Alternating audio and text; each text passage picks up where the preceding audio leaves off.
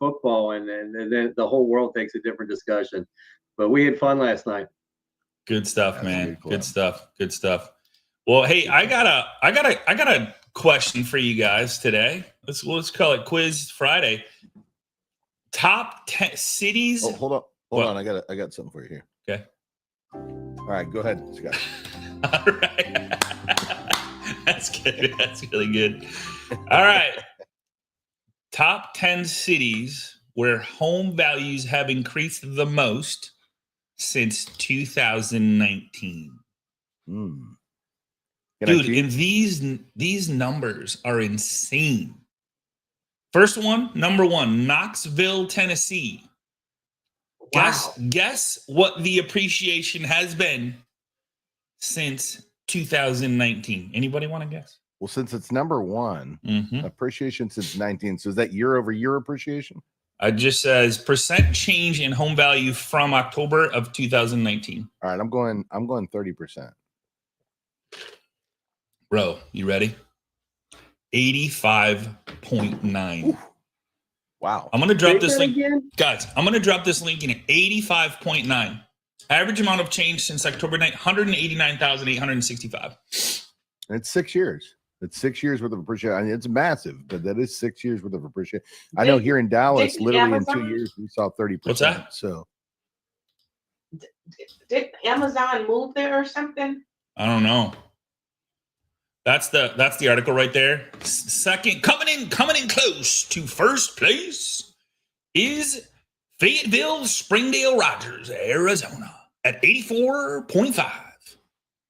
And coming in third, close third, Charleston, North Charleston, South Carolina at 81.3%.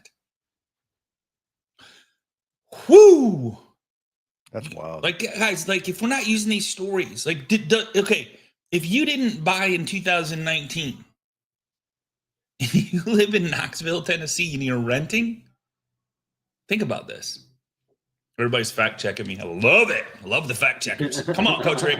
Come on, Coach Rick. See it. I got to see it with my own eyes. Yeah, click on that link. That's from Realtor.com. I'm not making this stuff up. That's not even ChatGPT. So no, I don't feel like you are. I just man, that's intense. Yeah. You know. Well, I thought we did well in Dallas because I had a couple of properties out here. I had one I bought for 400, and literally in 2 years it was worth 650. And then another one I bought for 880 and like 1.4. I bought my condo before COVID, sold it just after COVID for like I bought it for 550, sold it for 760. Like, dude, crazy. That's what we got to believe in what we do, Scotty. That's why stories are so important. Life-changing money. That's life-changing money. 200 grand in 3 years. Come on, man. Yeah. Like, where do you like? Does the rate matter? It's tax-free money if I wanted to pull it out.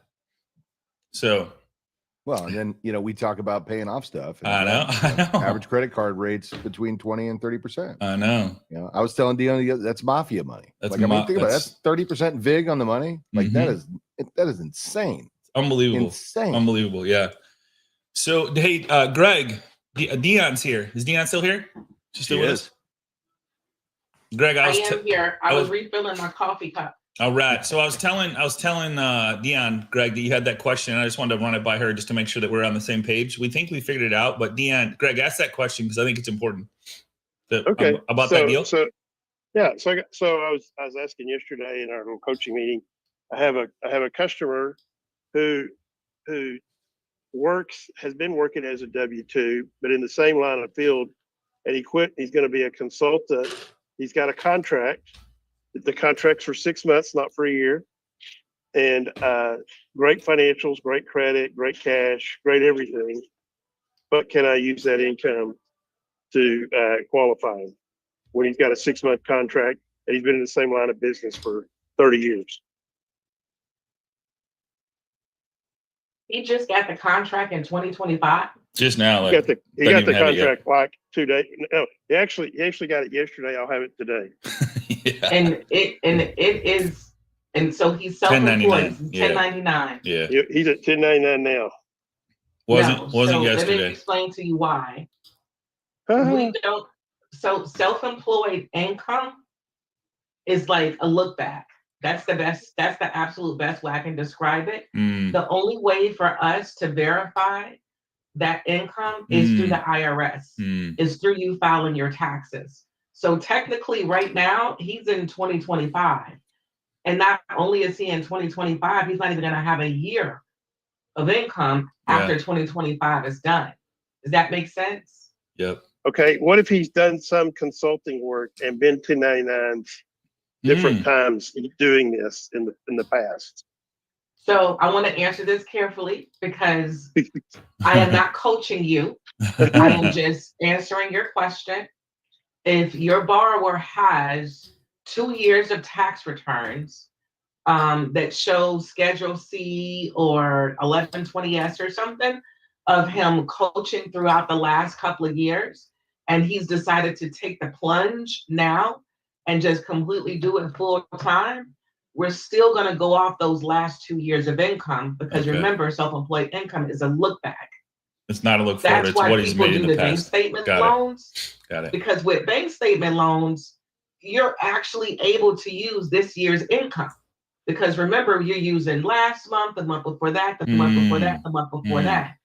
But regular self-employed, it's a look back. Interesting. Does that make sense? Yeah. Yeah. It does. Okay, so I got ways I could trick the system, but I'm not about tricking the system. I am. Come on, let's go. I know Man. Devin's like, Hey, Dion, plug your ears. Yeah, La. Okay, so I'll give you an example. Oh, sorry, Greg. I'll give you an example. He's got I don't know why he calls it his domestic partner. He's got a wife he's still married to, and she lives in another house in another city, Cloud Crossing, Mexico, that, he can go see her every now and then. He could force her to pay rent and do a lease. DSCR. Legitimate. Yeah. And be able to take that debt off of him, which would allow him you know that Scott records these calls. No, I know. I'm trying to think. I mean, legitimately. This is live, by the way. Legitimately. CFPB is listening 24/7. Yeah. I mean, what do I have to lose? I mean, legitimately charge her a lease. He could do that if he legitimately did that, right? Yeah. Okay. So let's talk facts. Okay. Is she paying rent right now? No. No, don't say rent. Is she paying the mortgage right now? No. I got to be honest. Yeah. I know you're killing me. Yeah. Okay. Okay. So just to add some balance to your question, because I get this all the time. With the guidelines, probably for most of the different agencies, it always says, "Hey, you could be self-employed for at least a year." Remember, when they say at least a year, they're talking about they need to be able to verify that year's income, not that you could be self-employed from January of 2025 to December 31st of 2025. Because how do we verify self-employed borrowers' income? Through the IRS. Does that make sense? Yeah. It's easy to tie it together. Okay, I don't want to say it's easy. There are ways to tie it together. Listen, now I do this. Before I was doing that, I decided to go on my own and just do it. You know what I mean? Especially in the age that we're in right now. I mean, this is probably I kind of feel like this is like what America used to be a long time ago, before regulations and all different other type of crazy stuff. People created income streams and they supported their family. And with the internet, with all this stuff, you really see that now. So there are ways to support that, but it's a look back. That's why the bank statement programs are so popular, because you technically get to use the income from this year, income that you just made. I think Jerry has a question. Yeah. While we're on the Dion thing here, but someone on Facebook was looking for who to train with. Your name came up. I posted a comment about you because you're awesome and amazing. So just want to let you know that before I ask my question here. I have a client who's moving to Texas, has a $2.5 million house in California, and has an ADU in the back, their Airbnb. I've got 12 months that they've been doing it. Now, they didn't every month, they didn't make income, but I got a statement from Airbnb. can we use that income? Mm. It's not on a schedule of tax returns yet because this will be the first year they're going to file. Do you But I need have to? state- He's got a $2.5 million house and he needs income. Well, they've also got 4 houses here in Texas, and they're buying another one because they're moving back. Well, and 2.5 doesn't buy you that much in California, Scotty. That's true, man. The shed with an extension. So what you'll probably be able to do, because he doesn't have He has rental history here in Texas. He has rental properties that he's got. So I got him experienced as being a landlord. It's the Airbnb part that I'm curious about because I've not hit that yet. you might be able to wash it. Are you Okay. taking him Fannie, Freddie? Where are you taking him? Fannie or Freddie. Yeah, he's looking to buy $1 million something here, but he's going to buy it down into conventional. That sounds like a big picture. Missing some pieces, I think. Yeah, and that's kind of where I was at, Scotty. I've never had an ADU or an Airbnb that I could even use or needed to. Yeah. So it was a curious question. Well, it can be structured.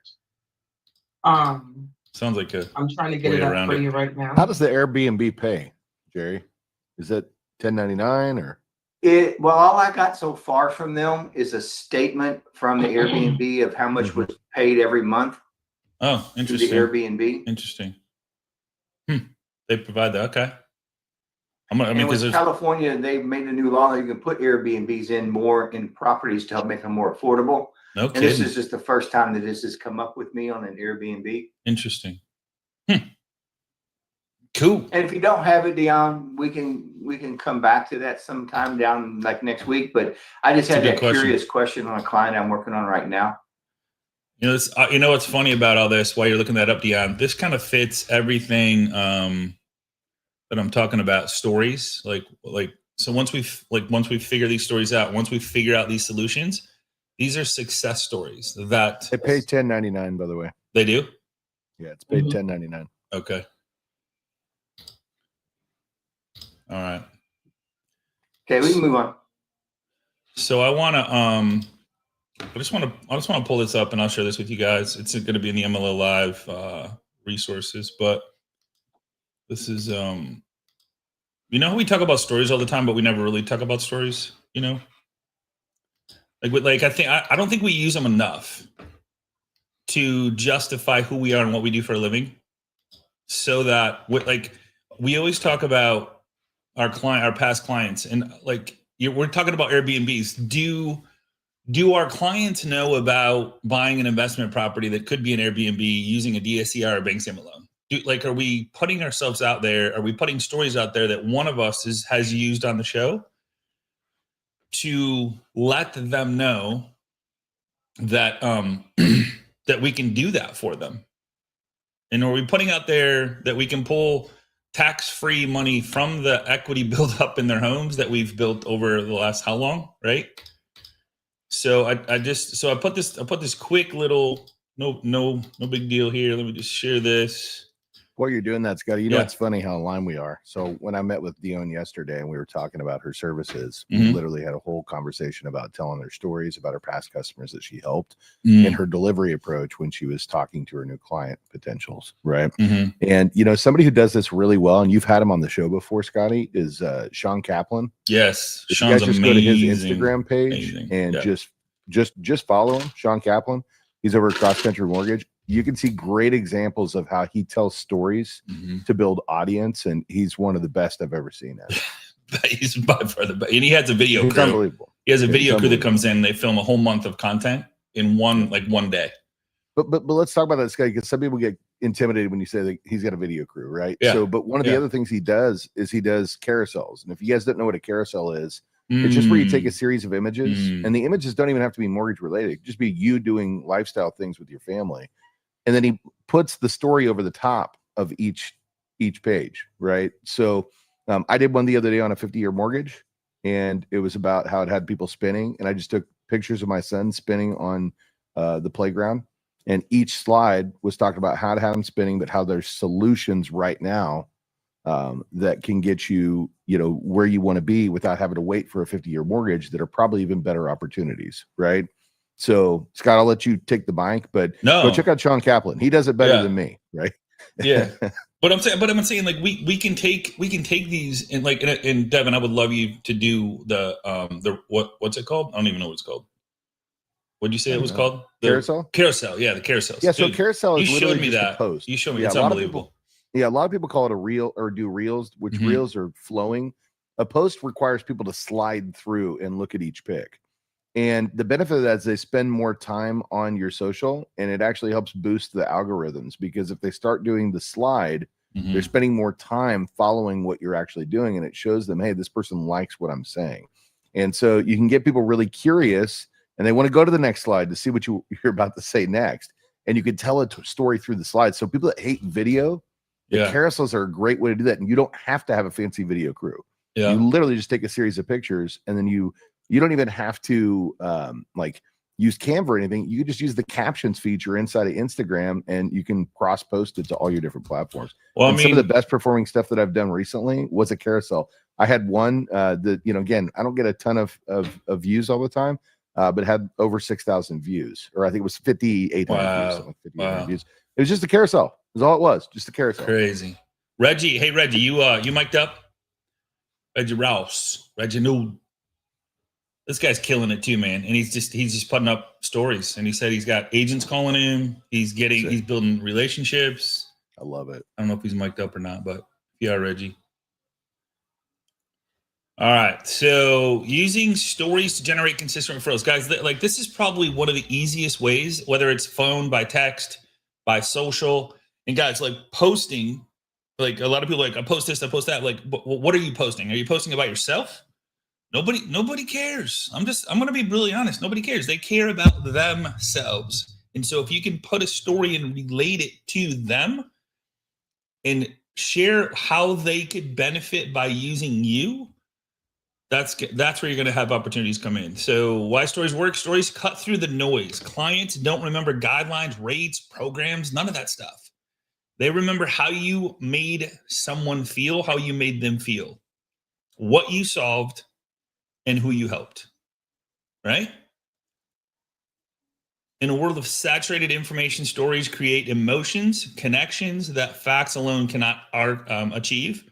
The transform from, so like when you're having a phone conversation, make sure you have, I would spend this weekend, if you're going to do anything at all, write down 10 success stories with 4 different scenarios: buying, selling, debt consolidation, and buying an investment property.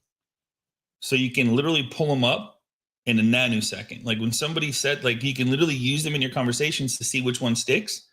Next month, use a different story. Next month, use a different story. But use those stories to let people know and tie it into your social media post. Create a pic that has something to do with it. Get family pics in front of their homes and tell the story. Not necessarily have to tell the names, right? Real families, their challenges, their outcomes. We just talked about a guy, $2.5 million home, California, trying to buy a home in Texas. Can he use the Airbnb? Once we find the answer and how that looks or how that works, there's way more to the puzzle. But what if you brought it up? Hey, we just had a guy that's has a $2.5 million house in California looking to buy in Texas. He has an Airbnb. We were able to use the income. It is 1099. Man, it's pretty cool that if you ever want to look at buying an investment property, I'd love to talk to you about it. Well, or even throw in the bank statement program. Bank statement program, right? A lot of people don't think that they can qualify because they haven't reported the income to the IRS yet. 100%. Right? Crazy. Next slide, right? Crazy. But little do they know, there's programs right now where you can utilize income that you earned this year, qualifying with your bank statements. Think about what you just said, Devin. We held. Yeah. Think about what you just said. Use income that's not even on your tax return. What self-employed borrower would even think of that? They wouldn't. They're like, I got to wait till January 1st till my taxes are done, right? Unless they got a guy that knows what the heck they're talking about. Unless they got a guy. That's right. Yeah. Or gal. Or gal. Where to use them? Daily conversations, social media posts, open houses, email campaigns, text messages, agent meetings, client presentations. How many agents know that that's even an option? Like if they're talking about Airbnbs, what would somebody probably sell? If they're calling all their clients and saying, if you're ever looking to buy an Airbnb, man, I'd love to interview for the position. I love that question. Love to interview for the position. Right? Get with your lender, like get with your agents and share the success stories behind buying an investment property or Airbnb. Like Airbnb is still a hot topic, always will be. It's worth more money with zero real estate than Hilton's, right? You guys, isn't that crazy, that story? Like it's crazy. So the story framework, the person, the problem, what is the problem, the path, and the payoff. And then why stories equal referrals. So like, I'm not going to go into, I'm not going to keep going on. Scott, Yeah. That was fast. Go back. Go back. And I'll give you but the person, who they are and what they wanted. And so I think we move too fast and we assume, like, how many people on here, and I don't know if anybody's on here, but how many people on here was working with somebody that was buying a primary resident that then turned into also buying an investment property because you were just talking about it? It used to happen to me all the time. I can do both.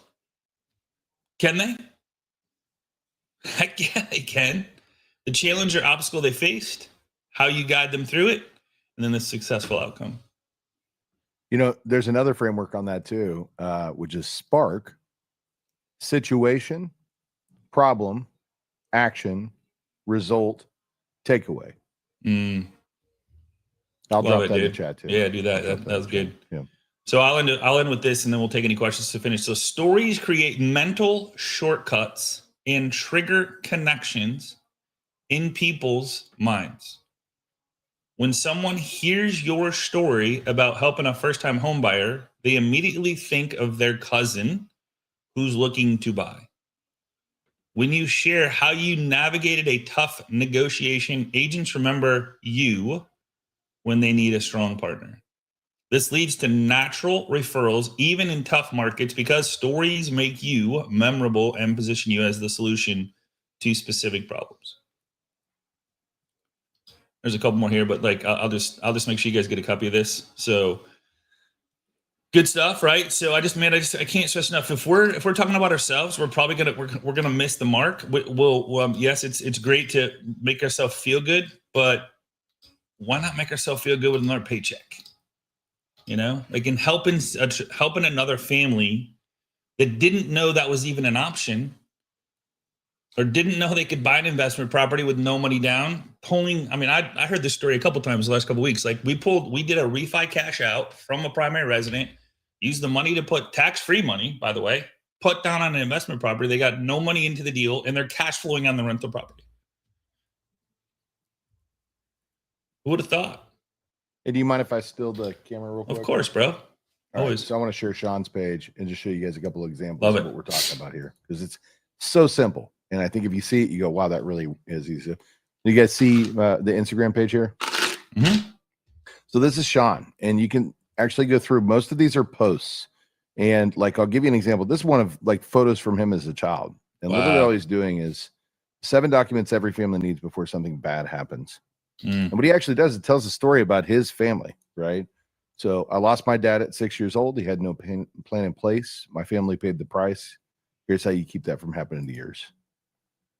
Why this matters, right? And this is going to pull at your heartstrings a little bit, that's great. But this is what happened to their family, right? And then if you die without a plan, here's what most families don't know. And let me tell you something. Where does he pull a lot of this info from, guys? ChatGPT, right? So he'll go in and tell him what the problem is, because I'm in a mastermind with him, and then he'll take whatever he'll take that story, he'll put it in there, and then it'll help him frame out how it's going to go across. And he's telling people how they can avoid the same issue that he's had, and how he's going to live a different life, right?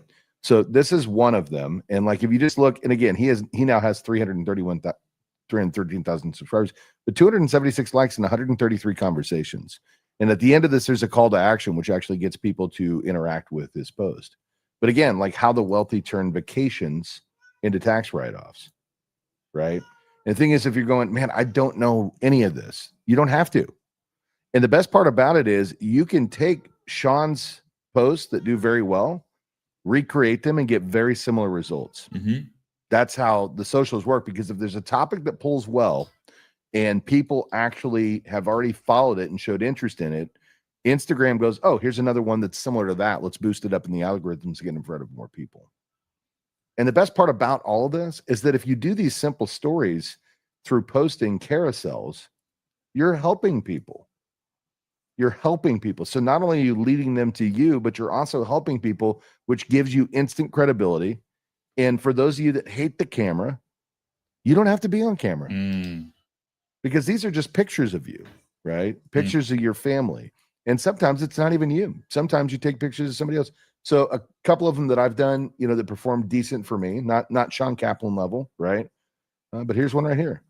Everyone's spitting over the 50-year mortgage, but here's the truth, right? Rates feeling out of control. 45, dude, you're killing it on that. Yeah, that's great. Yeah. And then, you know, the one that I was mentioning that did really well is right here. Like this one had thousands of views. Crazy. Super Good stuff, simple, man. Yeah, super simple. Yeah. just taking photos and dropping it over the top. So I want to share that with you guys because again, I know some people get very shy of the camera, and this is a way that you can avoid having to have that concern and never actually show your face. Crazy. Yeah, on that Sean Kaplan that's shown on the second one. Yeah. Most of those comments were negative comments, but it still was engagement. Yeah. Do we care if they're negative? No, let them argue not. on your I'm page. actually working on it right now through GPT to recreate that because it is still a post. And but in I mean it got a lot of engagement. That could, you know, so it was very cool. Let me show one more thing too, you know, because again, engagement's important. But man, I don't personally, I don't care how many people view it. It's about the right views, right? But I want to show you guys one more thing on here. So basically, how can we do it from here? Let me see. Can we do it from here? I don't know if we can do it from here. Dashboard. Where's the search? Yeah, search. No, that's searching here. Hold on. There we go. Explore. So under the Explore, I don't know if we can do it on the computer. I've never done it from here. I always do it on my phone. But if you go into Explore on your phone, so it's a page that looks very similar to this. When you open up Instagram, it's the little search icon on the far right-hand side. And when you click the search icon, it has a search bar that pops up. And then actually, it looks like maybe we can do it. So let's try it. So you can do it from search, and then it's mortgage post. Let's see if that works. Oh, to see what's actually hitting? Yeah, 100%. Yeah. And then you can come in here and you can see the things that are actually performing really well. So 27,813 likes, right? Did it perform well? It did. And so now you can actually, and you can filter it different on your cell phone, but you can do it through here. Now you can literally just take something that somebody else already did and recreate it. There's no video on this. This is just a mortgage hack. Divide your monthly payment by 2, make biweekly payments. And 98,849 people liked this post. Now, that doesn't mean you're going to get 98,849 likes right out of the starting gate, right? But if you're looking for something to post and you're not really understanding where to do it, just search mortgage posts, mortgage hacks, and then look at what's already performing and just recreate. If you don't want to do the video, find the ones that are video. Is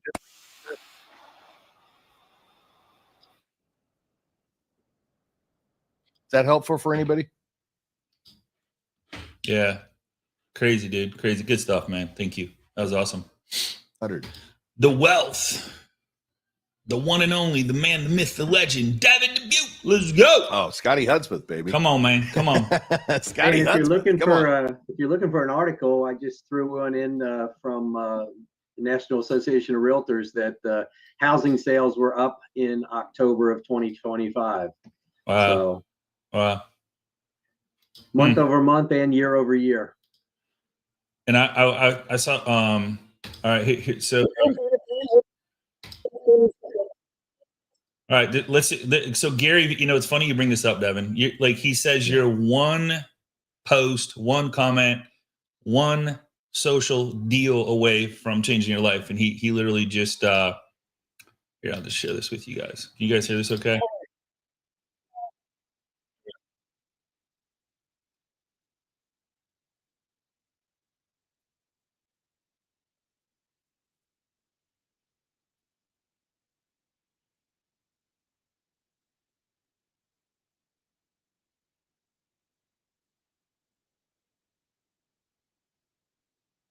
Crazy. I mean, like he talks about this all the time. You're one. So not doing it could be costing you your career. I mean, like literally life changing. One post. You just don't know what's going to hit, and one post could lead to like one broker owner that has 400 agents. Yep. Right? I mean, like literally. Dion, what you got? I wasn't on mute. No. We hear you. Sorry. I hope I didn't say nothing crazy. I'm about to do the Care Bear stare. I'm going to go back and listen to that a couple times. Jerry, I want you to know the terminology because I couldn't remember, so I had to look it up. Airbnb is called "quote unquote" short-term rental. Yep. Okay.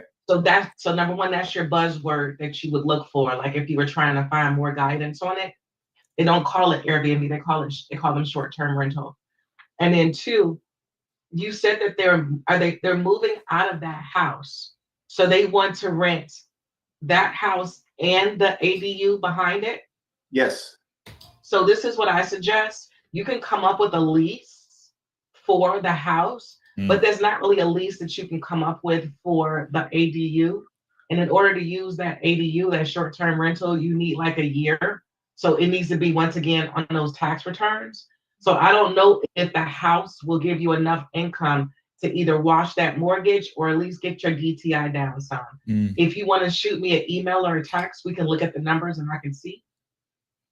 Okay. I will do so. Thank you. Cool. And I will legitimately get this guy on. Dude, legit. All right. I like it. I will do it legitimately. By the book. I love it, bro. I love it. Good stuff, man. Good stuff. Well, man, if we had a good week, you guys get something out of this week. The people that are here, let's just take a couple minutes. I know if you want, if you got to go, but if you've what is one thing you've taken from this week that you're going to implement like now during the holidays or first part of next year if you're going to check out? Like go ahead and like just. Shanda's got her hand up. Who's got? Shanda. Shauna's got her hand up. Okay. Why am I not? Okay. Can you hear me? Oh, we got you. We got you. Hey, Shonda. Okay, cool. Hey guys. Dion, back to that short-term rental. Also another solution could be just using it as a departing residence. If they're going to move out, use it as a departing residence. So then that way, no, we can't count any rental income, but we could just basically wash it out. So it doesn't count against their DTI. And then they turn it into a short-term rental and do whatever it is that they want to do. Yeah, we that's what we were talking about. It's a house and what you call it. So we're gonna look at that. Because remember, he can't get a lease from the Airbnb place, but he can get a lease from a tenant for that main unit. You get a lease for the ADU also. So we're on a recorded call.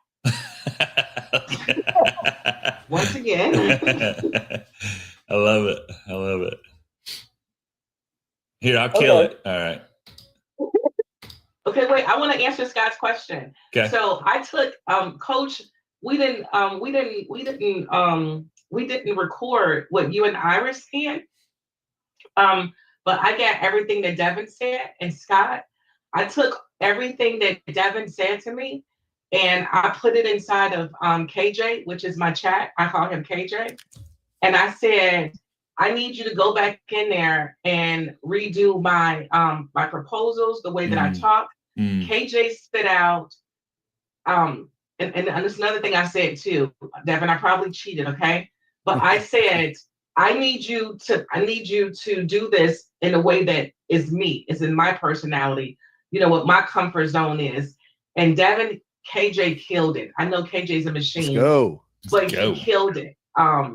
So this is now. So now it's just not a conversation that you have with me for like, my God, we want to phone for like an hour and a half, right? But Scott, I have a workable plan. So, and even a workable plan to go back to the people that I've already talked to. Like that's how deep Devin and Coach Rick went with me yesterday. Very cool. I'm super excited. I was really frustrated when I reached out to Devin and I was kind of feeling bad about it. But when I got off the phone, it was just like I was renewed. Nice. Very nice. That's good awesome. for you. Well, what we did, Scotty, is we just did a framework on how she can better propose her offers to the people because they need her. They need 100%. the service that she provides, but they don't know how bad they need her. And so we talked through a format to where she can get to the root of the problem and then give them a reason why they can't move forward without using her service. Got it. Very cool. Congrats, man. That's awesome. All right. Who else got something out of this week that they're going to implement into their business? Jennifer? I love the tracking. I love the tracking. Very cool. Very cool. I started using it the day I signed up. Good deal, man. Good deal. So then it's like, okay, yesterday was X. Today should be Y. Yep. And Jennifer, you're going to wake up 90 days from now and you're going to have numbers that are going to go calls, conversations, opportunities, closings. Like you're going to literally be able to go, like And literally see the dial track in record of how you got there. Yeah. Yep. You're going to look. Yeah. So cool. Thank you. And guys, you can have that tracker. It's mlolive.com. Click on member portal, sign up. I got it highlighted, the tracker, the resources. There's an events tab now that shows you the MLO live show, and then of course the coaching that we're doing. So that's there as well. Yep, good stuff. And then so we're John Hinks and I are working on some stuff. Just so you guys know John and Cageless. So had an amazing call with him yesterday. So he's gonna be we're gonna be combining some stuff. It's gonna get stupid. Stupid to me, when I say a special kind of stupid, it means really good. So just so you know my lingo. And what we do at our Thanksgiving table is before we eat, we make everybody say something they're thankful for. Amen. Very nice. It's really interesting because, everybody goes, I don't want to go, that kind of stuff. Yeah. So what are you thankful for, Jennifer? What am I thankful for? Well, number one, you guys. I think this is going to be awesome. Just thankful that I'm still in the business after all of the people that have fallen out. Yeah, you're just doing the right things, and you're a Floridian, so that helps. There you go. We got to stick together. Yeah. Okay. What else? Anybody else get something out of this week? That they go like have an aha moment? Yeah, I like that carousel idea. The carousel. Good. Awesome. Very cool. Yeah. Sorry, I'm on the tread, so that's my background.